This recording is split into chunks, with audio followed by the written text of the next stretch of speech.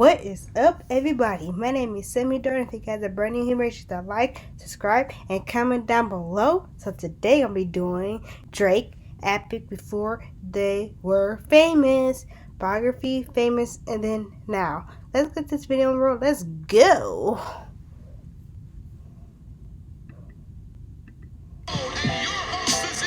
When he first came in the game, I knew he was going to be the next biggest thing. The only person that put on for me when I ain't had nobody was Drake. Drake is always going to be in my good graces because he did something I'll never forget. So whenever you think Drake, you're like, yo, let me go to Drake and get a radio single real quick.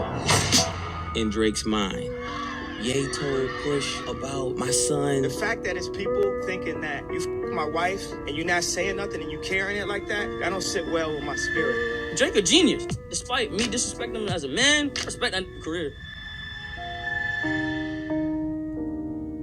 The further we get, the more you forget the early stages. Now, if that intro gave you goosebumps, let me know by hitting that like button. Now, Aubrey Drake Graham, he lived two lives. During the school year, he would be living with his mom in an upscale Toronto neighborhood. And during the summer, he was living with his dad in the rough and tough streets of Memphis, Tennessee.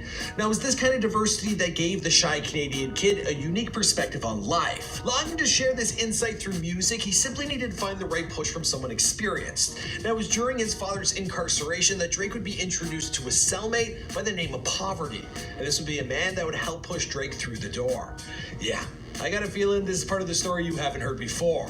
Now, with the 2010s coming to a close, literally the end of an era, well, arguably one of the biggest stars of this generation has got to be Drizzy Drake. Now, since emerging onto the mainstream music scene around 2009, well, no celebrity has had quite the prolific rise to fame as the Toronto rapper whose shirt I'm currently rocking. Now, as the man once said himself, they just mad because I got the Midas touch. Now, in many ways, this is true. Pretty much everything he touches, it turns into gold. Or should I say platinum? With 5 albums, 6 mixtapes, 35 Grammy nods, an OVO record label, his own music festival, restaurants, his own whiskey line, and some dope merch, well, he's pretty much got it all. He's even got a few catchphrases. So the six. It's a Toronto. Yeah, it derives from with our area code's 416. We were debating on the 4, but then I just went tail end on him and I went 6. One can only guess what the next decade has in store for Aubrey Graham. Now today we're gonna look back at the man behind the fame. And I gotta give Drake some major thanks because our earlier videos on him really helped launch this channel.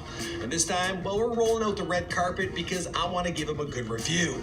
I don't need no tree, no forest. You know what I'm saying? 3 out of 10 for sure. You know what I'm saying? Trust me. Siskel and Ebert ting, dog. Trust me. You can't just last with that 10, bro. What's going on, guys? It's your boy Michael McCrudden, documenting the life and career of Drake prior to fame. Here for you, of course, on Before They're Famous. And this is an epic bio. Now, you guys seem to enjoy these updates, and we want to always take things to the next level. And we've done epics on the likes of Cardi B, Eminem, and Billie Eilish. That's just naming a few. We need you to let us know who to do next in the comments down below.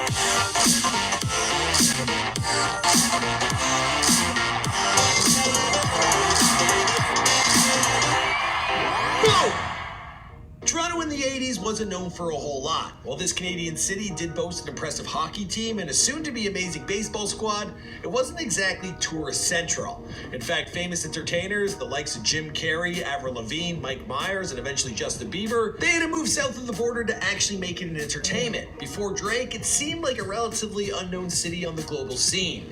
It's known for its CN Tower, sure, its harsh winters, the 416 area code, and a few television shows. And if you think I'm gonna say Degrassi, we're not at that part of the story just yet. It was at Club Blue Note where Dennis Graham, an African-American musician, had finished the show with his band when he first laid eyes on Sandy, a girl of Jewish Canadian descent. Now the two, they hit it off and they eventually married, giving birth to their son Aubrey Drake Graham at St. Michael's Hospital on October 24th, 1986. Now from a young age, Aubrey, he had a tough time fitting in at school due to his mixed ethnicity.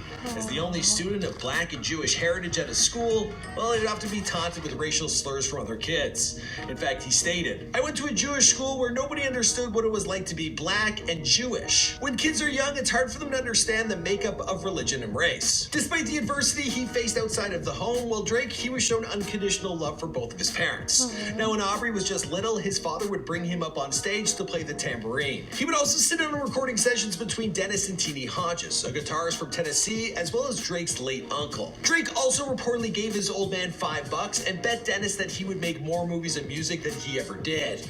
I guess he won that bet.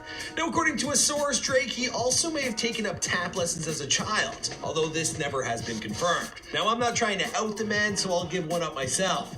As a kid, I was a professional Irish dancer. Now, things at home, they started to fall apart for Dennis and Sandy. Turbulence between them resulted in their eventual divorce in 1991. Returning to Memphis, well, Dennis, soon after, he found himself in jail on some drug charges. Now, Drake has stated that during his youth, his father was incarcerated on a few occasions. Now, the divorce, it left 5-year-old Aubrey in the care of his now single mother, Sandy. An English teacher by trade, well, Sandy did her best to provide for her only son. Now, during this time, they lived in a low-income neighborhood off of Weston Road in Toronto's West End. Sandy did everything she could to foster her young boy's interests, with him trying a little bit of everything. And being, Canadian, well, it's mandatory for all of us to do a little bit of ice hockey. I actually went to hockey camp at UCC, Upper Canada College. I mean, you got to be all right. You got to be decent to go there, or else you'll just embarrass yourself, because there's some really talented kids there. At 10 years old, he played on a local team known as the Weston Lions. There's reason to believe that this team, they may have switched their name to the Weston Red Wings at some point, but nevertheless, he's rumored to have been quite skilled. Now, you can see 11-year-old Aubrey flexing his skills in a commercial for table hockey. Table hockey game. Make the save or make the shot. It's all up to you. Oh, I'm trailing by 1. Better pull your goalie. This was certainly not Drake's only experience That's on the so small screen. Now, Drake's mom... Cool. Hey, I just created a professional Wix site for my business. Let's check it out. Go to Wix.com. There are hundreds of beautiful templates. She signed him up for modeling as well as acting auditions when he was just 5 years old. But we'll have more on that in just a second. Yo, I'm not doing that again. Doing what? I'm not waiting for you while you smash. Are you really? Is this really what's going on? This is a serious face, yes. You're spitting on me. Drake spent his childhood on Weston Road, growing accustomed to life in Toronto. Now, unlike Montreal or Niagara Falls, Toronto was not the #1 choice for outsiders to visit. Besides a few bars, restaurants, and local music acts stopping by, it wasn't really, a place where music was bragged about. Certainly not for rap. Now, the last international rapper to come out of the city was Snow. Yeah, remember him? It wasn't until the mid-90s when the young kid from the West End, well, he would begin his first ever Toronto love affair. Ladies and gentlemen, the Raptors are born. The Toronto Raptors came to town in 1995, the city's first official NBA team, and people from the greater Toronto area, they would flock to the Skydome to watch Toronto's newly arrived stars hit the court. Now, Drake, he developed a love for the team as well as a lifelong passion for the sport of basketball. Now, Drake would eventually move with his mother into a basement of a townhouse in Forest Hill, an upper-class Jewish community close to the city's downtown. While his surroundings were slightly better than the West End, well, Drake, he still had a difficult time fitting in at school while attending Forest Hill Collegiate. What's up, fool? You got beef? Yeah, you stupid. You stupid. Ew. Now, he states that as he got older, he would often go to social events and house parties, and he'd get goofed on by other kids. Now, despite this garbage from people, friends of his, they knew there was something special about good old Drizzy Drake. Or back in the day, Aubrey. This funny kid with a red jumpsuit sat next to me. He had that strange personality ratio of different characteristics. He showed off a hilarious sense of humor that people certainly haven't forgotten. Now, one friend recalls him coming over as a kid and placing tinfoil around his parents' wine bottle. He then took a magic marker and labeled the bottle Cristal. Now, this type of charisma, well, it would mask his mounting stress from troubles on the home front. I'll make you a sandwich. I bought some other things. Why couldn't you just got me the sandwich? Because the lineup was incredible. Drake's mom would develop rheumatoid arthritis, which forced her to go on disability. Now, Aubrey's perspective on life, it wasn't limited to Toronto. Each summer, Drake, he would travel down to Memphis, Tennessee to live with his dad. And it was here that his environment, it would change drastically. Often ranked among America's most dangerous cities, not to mention having a tense history of racism, well, Memphis was like a completely different world to the kid from Canada. Staying on Appleville Street near Shelby Drive and Neely, Drake, he gained exposure to the grittier side of urban life. At the same time, he would discover more about the true importance of his family's heritage. Now, aside from his father playing drums, the Grahams, they have a rich history in music. While it's well documented that Dennis played in a band alongside Jerry Lee Lewis, two of his uncles are also known Memphis musicians. Larry Graham was a bass player for the soul-funk band Sly and the Family Stone, and Teenie Hodges was a guitarist and songwriter for Al Green. Now, if you think that's enough of a legacy, it doesn't stop there. His grandmother, she used to babysit Aretha Franklin. I know, my mind's blown as well. Now, Drake would often visit the legendary Roland Studios on Willie Mitchell Boulevard, where music icons including Chuck Berry, Buddy Guy, and Keith Richards have recorded in the past. Drake began dabbling with... In the past, I used to have a ton of dark spots, especially around my nose, because I used to always look at my...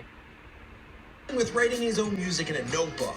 An admirer of popular rappers including Jay-Z and, believe it or not, Pusha T. Now, his expression, it came in the form of hip-hop, and his uncle, well, even took him to his first P. Diddy concert in Toronto when he was a teenager. Although this was a hobby Drake still kind of kept to himself. You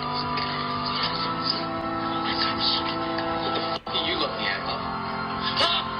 On the acting front, Drake, he appeared in several short films, commercials, and ads. In 2001, Drake landed the role of wheelchair-bound Jimmy Brooks on the Canadian TV series Degrassi, The Next Generation. Done some research. Medical options. Yeah.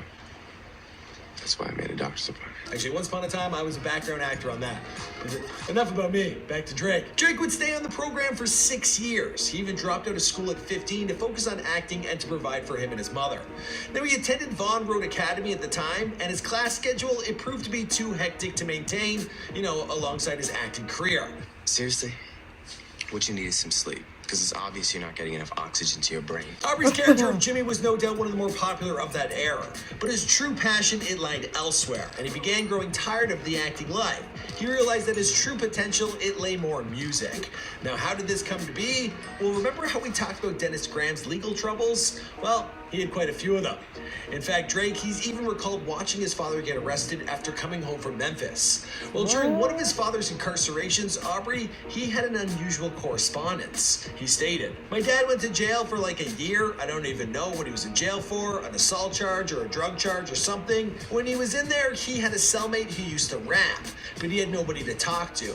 I was probably 14, the guy was probably 21. My dad was like, my son likes to rap, I'm gonna let you rap for him. I'm gonna share my phone with you. I'm gonna pass you the phone, and here's my cellmate. Say what's up to him." The man on the other end of the phone was a rapper named Poverty, and he would spit rhymes to the teen over the phone. Now, this made Drake comfortable enough to share material he had written. Throughout the course of Dennis's incarceration, well, Drake and Poverty, they exchanged rhymes over the phone several times, and this experience had helped the performer to come out of his shell. As for Poverty's fate, well, Drake doesn't exactly know what happened to him. Now, hip-hop at this point was changing with the culture, and there were several artists gaining prominence in the new era. One of them was Lil Wayne, who was enjoying solo success with his Carter franchise, as well as his collaboration album with Birdman. I've been a mess since every girl I left went and got a new man, but I'm the new version of Fresh Prince. On February 14, 2006, 20-year-old Aubrey Graham, he dropped Room for Improvement. Now, the 22-track mixtape was produced in part by Toronto beatmaker Boy Wonder. For his stage name, the MC decided he'd keep it authentic and go by his middle name, Drake. Room for Improvement wasn't exactly a chart topper. By the end of the year, it only sold over 6,000 copies. Now, Drake, he would also put his music online, building a MySpace page for people to visit and listen to his bangers. However, this was only made, like on a whim. I also heard through the grapevine that Drake would fly out to New York City and he'd hang around local clubs, comedy clubs, he'd be networking, he was looking to get ahead, but people weren't betting on the kid who was on Degrassi. The failure of his first mixtape only seemed to fuel his hunger for success. By 2007, he had left Degrassi to focus on music full-time. However, he could still feel the effects of Wheelchair Jimmy long after leaving. Now, many of Toronto's rap figures, they were skeptical of Drizzy's talents. Paying out of his own pocket while Drake shot the music video for Replacement Girl, the lead single off his second mixtape, appropriately titled Comeback Season. So many ways to look corny in a music video. So getting on camera and trying to look cool is like a whole different story. Featuring vocals by Trey Songz, Replacement Girl proved to be a winner not only in Toronto, but south of the border. Now, the track was named BET's Joint of the Month. While Comeback Season itself didn't make it onto any charts, Replacement Girl, it showed the industry what Drake was capable of. He was now looking like a viable contender for the Toronto hip-hop throne. But he hadn't been signed to a label. With Replacement Girl making the rounds, it eventually caught the ear of Houston-based Jazz Prince. Now Jazz, whose father is accomplished Rap-A-Lot Records CEO Jay Prince, well, he wanted his son to find a new artist he could possibly sign to the label. Combing the internet, he stumbled. Now it is time to go on with my custom Curology every night treatment, and literally all I have to do is put this on once a day, and I know. Stumbled upon Drake's MySpace page, and blown away by what he heard, well, Jaws, he reached out. I like your music. And he was like, okay. I was like, I'm gonna make you famous. He was like, I hear that a lot. The two would communicate online with Jazz Prince, sending him beats to rap over, and while Drizzy held up his end and delivered, Jazz's father, he wasn't a fan. With Jay Prince passing, it seemed like there wasn't much hope for Drake's career. Now, the kid from Toronto had struggled for acceptance his entire life. He'd moved from place to place. He finally risked it all, leaving his cozy acting gig. On the top of that, his girlfriend, they just ended their relationship. Now, having blown several opportunities at success, it started to feel like this was the end for Drake. In November of 2008, Drake decided to head to his local barbershop one day to get a fresh cut. And while we don't know for sure, we got a good feeling this was at Prince Cut Kings, which is on Toronto's Danforth Avenue. We know for sure that Drake was once upon a time a client. Now, getting a fresh cut, his phone then began ringing. And the phone rang, I picked it up, and it was like, yo, what's up? I was like, this doesn't sound like my friend. And he's like, yo, what's up? It's Weezy. At the time, Lil Wayne was at the top of his game. He had recently released the Carter 3. As it turns out, after Jay Prince turned down Drake, well, Jazz went to Weezy, who at first hated what he heard.